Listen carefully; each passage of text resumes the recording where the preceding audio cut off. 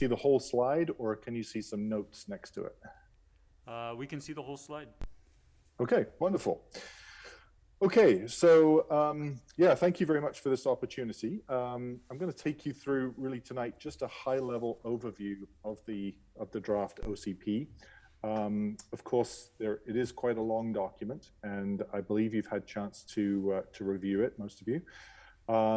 So I'll present the high-level overview and entertain questions at the end. So I'll take you through briefly the project process. So just to remind you of the various stages we've been through to develop this OCP and the opportunities that the public and stakeholders have had to weigh in on the process, which has been quite extensive.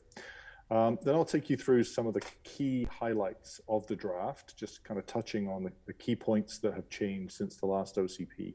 And then, as I mentioned, we'll have questions at the end. So taking a look at the project process. So this has been it's a 4-phase process in total. So we started in phase 1, if you can cast your mind back over a year now, to a period where we did the project initiation and background review, and that was from May through to August of 2020. Then we had a phase called Explore Options that went from September through to August of 2021. And we're currently coming towards the end of phase 3, which is where we've been drafting the plan. So we're nearing the end of that, and then there will be a final phase 4 where we finalize the document and it's presented to you hopefully for adoption as a bylaw. So in phase 1, we did quite a lot of background review and research so that we were very familiar with the background of the town and some of your existing policies and plans and some of the policies and plans of the region and adjacent municipalities. We also have a climate sub-consultant working with us, Integral, who did some work on looking at the climate emissions of the town, also of the regional policy, and did some modeling work to understand kind of where emissions might go depending on different policy decisions. We developed a fairly extensive communications and engagement strategy, which was then implemented in phase 2. We started with some stakeholder interviews, so interviewing town staff. We had a workshop with yourselves, council, and also talked to other stakeholders within the community. And this all resulted in a background and recommendation report, which you saw previously. In phase 2, we really focused on public and stakeholder engagement. So we had over 1,600 unique interactions with the community. We had a public launch event, which was thankfully in person at the time. So we were able to squeeze that in before many of the COVID restrictions were implemented. We had an online ideas forum using the Wayblaze platform, and we had over 100 different ideas that were submitted from the public. We distributed and gave the opportunity for what we called OC Pizza Night workbooks. So we had gave the opportunity to the public to talk about the issues and ideas and opportunities for the OCP. We had a special session with some of our regional planning partners, so adjacent municipalities and some of the regional organizations that have an interest in Sydney in the area. We had a multi-day design charrette where we invited members of different stakeholder groups to work with us looking at different design elements, including the downtown. We did a survey with residents looking at community design options. We had a special workshop on economic development. And throughout all this time, we had a number of meetings with the Wasanich Leadership Council. And also we had a Wasanich community forum to gather ideas from various Wasanich communities. And then finally, staff led a workshop with local youth as well. So quite an extensive engagement process to get to this point. So phase 2 resulted in a vision and a set of goals. We revised the OCP structure, and we developed a number of key policy directions, which you saw at a previous meeting, and we discussed at length at a previous meeting including issues of building heights in the downtown, the issue of ground floor residential in the downtown, additional types of dwellings within the neighborhood residential category, the use of multi-unit residential in and around the Mermaid Creek area to try and create rehabilitation of Mermaid Creek, extensive improvements to the cycling network and active transportation generally, and improvements to housing policy, including affordable and rental housing policy. So we'll talk about how we've integrated those key directions into the OCP as we go through this presentation. So I'll take you through the highlights of the OCP now. So this is how the document is currently structured, the draft that's in front of you. So we have an introduction, of course, which talks about some of the history of the town and also of the Wasanich communities in the peninsula, and talks about the kind of local, regional, and sub-regional context for the OCP. Then we have the vision and goals. So we state the vision and goals and where those came from. We have a future land use section, which has the land use map with the various different designations on it, and it also describes what is allowed within each one of those land use designations. Then the most key section is the policies section. So this is divided into 6 different subsections, and the policies are organized around the 6 goals of the OCP. We've done a lot of work to the DPA guidelines, the Development Permit Area Guidelines, and that's its own section. And then we have a series of maps at the end, which are referred to as schedules. So the vision, I'll briefly read out the vision because I think it's important to set the context for the overall OCP. So the town of Sydney, known as Satinas to the Wasanich peoples, will continue to be a lively and welcoming seaside town at the commercial heart of the Saanich Peninsula. Sydney will be built on its reputation as a friendly, inclusive community to deepen its relationship with Wasanich peoples and reflect the rich cultural history of the area. Sydney will address the climate emergency by both reducing its emissions and increasing its resilience to shocks and change. Sydney will protect and enhance its natural areas and open spaces to create thriving, biodiverse ecosystems and healthy places for recreation and reflection. Sydney will work hard to foster a vibrant downtown and a thriving local economy underpinned by a healthy, diverse community, housing choice, and supportive amenities that emphasize health, happiness, and prosperity at all stages of life. So that forms the foundation for the document. We've developed a series of goals, and as I mentioned, the goals form the getting a little bit of feedback there, sorry. The goals form the structure of the policy section of the OCP. So we have a regionally connected, vibrant downtown, a distinct seaside town reflecting local history, cultural, and context, connected, accessible, and livable neighborhoods that meet the needs of the whole community, a diverse and balanced community supporting a thriving local economy, biodiverse, connected ecosystems informed by traditional, local, and scientific knowledge, and a healthy, resilient community that takes action to address climate change.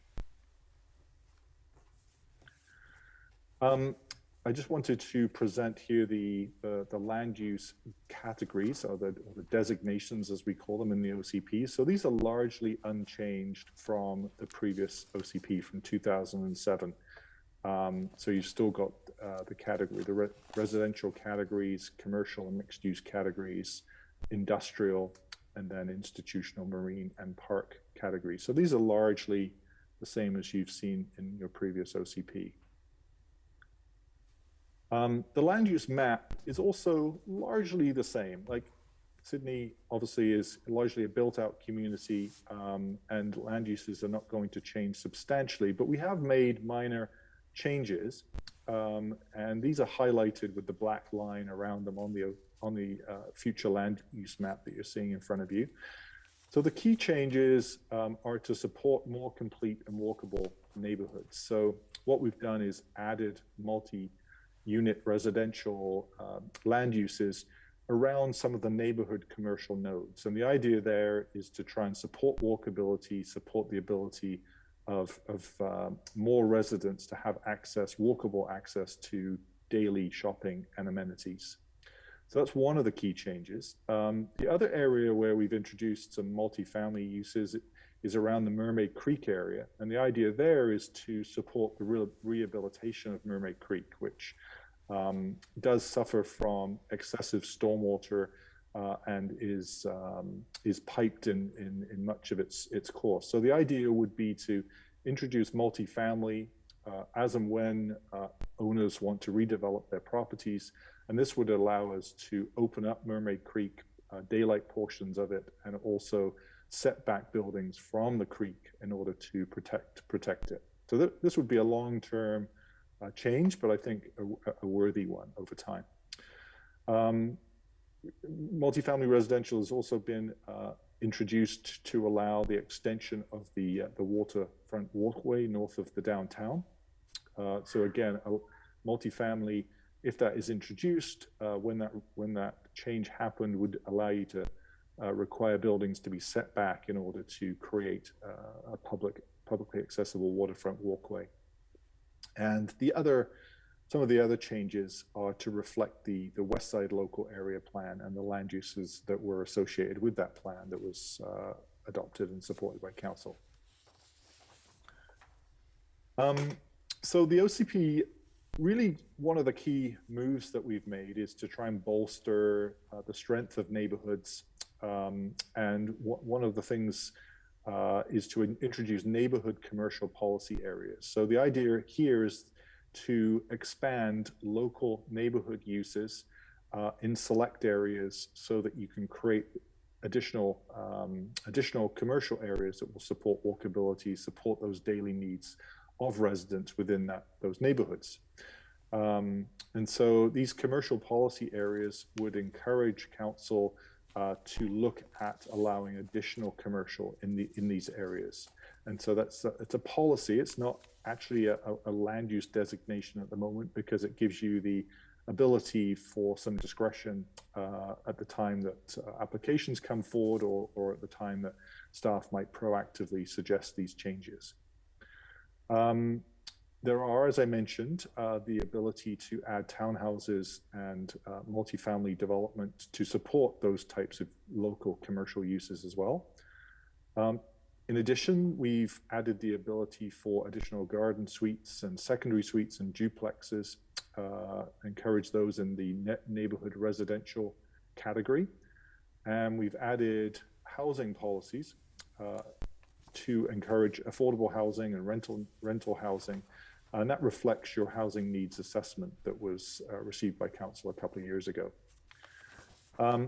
Finally, there's been a fair number of changes to the guidelines, the development permit area guidelines that regulate form and character of development in the multi-unit residential, commercial, and industrial areas. And the idea of this is to try and improve the form and character of development within the town, and have it be compatible with existing development and the character of the overall town.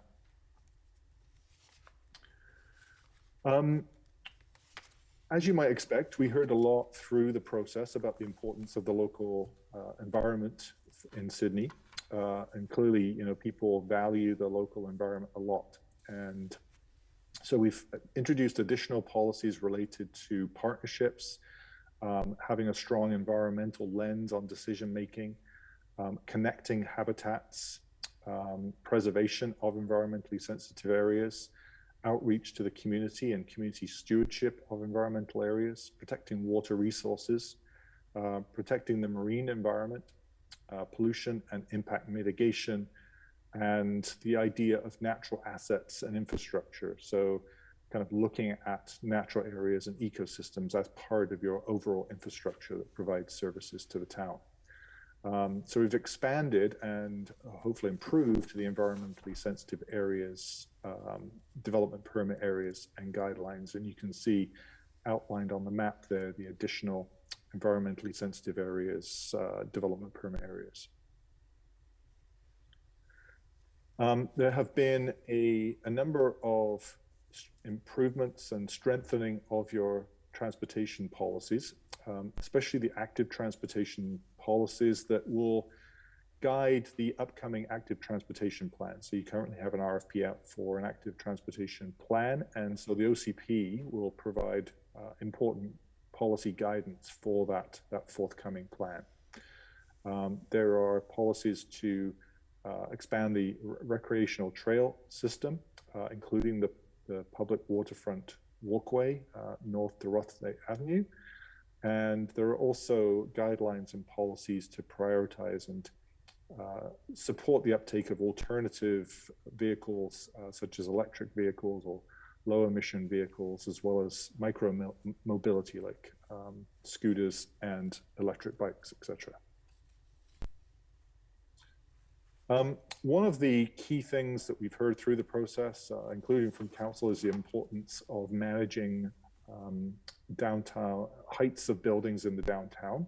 So we have developed a key map that you can see on the screen here that guides the heights of buildings within the downtown. So allowing for slightly higher buildings in the area west of Fifth Avenue, in that area A there, and then maintaining 3-story maximum along Beacon Avenue in the area C, and then 4 stories within the rest of the downtown. So slight changes within the overall downtown heights, trying to respect the kind of character and future intentions of the different areas within the downtown. There's also been the issue of ground floor residential within the downtown. So within Beacon Avenue itself, we want to maintain commercial uses on the ground floor, but in the shoulder areas, in those areas B and either side of Beacon, there is the ability to allow ground floor residential when council thinks it's appropriate. So this is a policy. It does allow you, again, to have some discretion in those decisions on a case-by-case basis, but the policy encourages you to think about the option for residential on the ground floor where it makes sense.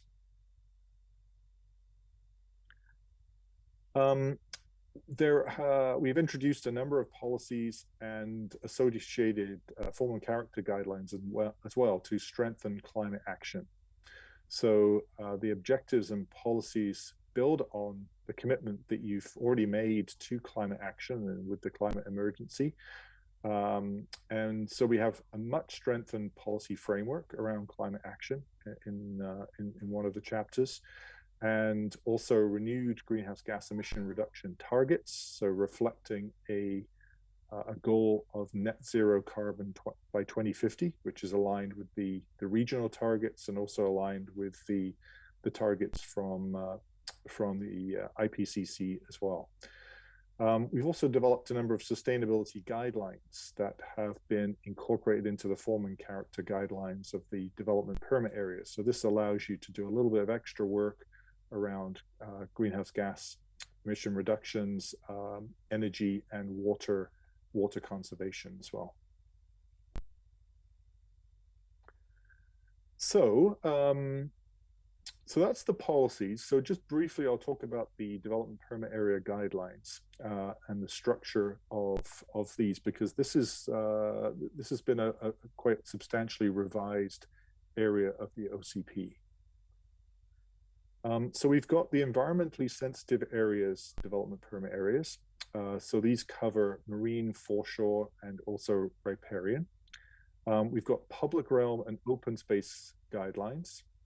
We've got a set of sustainability guidelines, and then we've got the form and character guidelines, which apply to general residential.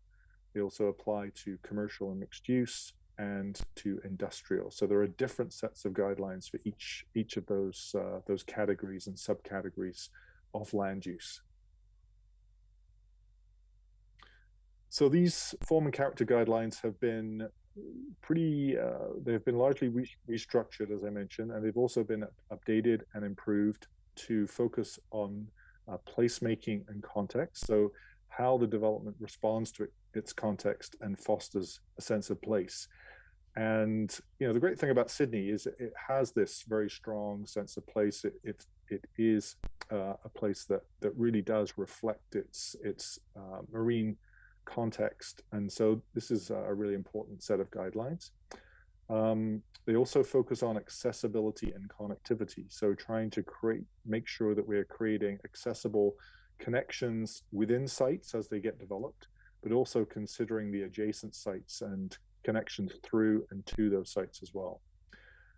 Comfort and enjoyment, so contributing to pedestrian and other active transportation comfort and enjoyment. So we want to create these places where people feel a sense of joy in walking or rolling around these places and sites, and really want to spend time there.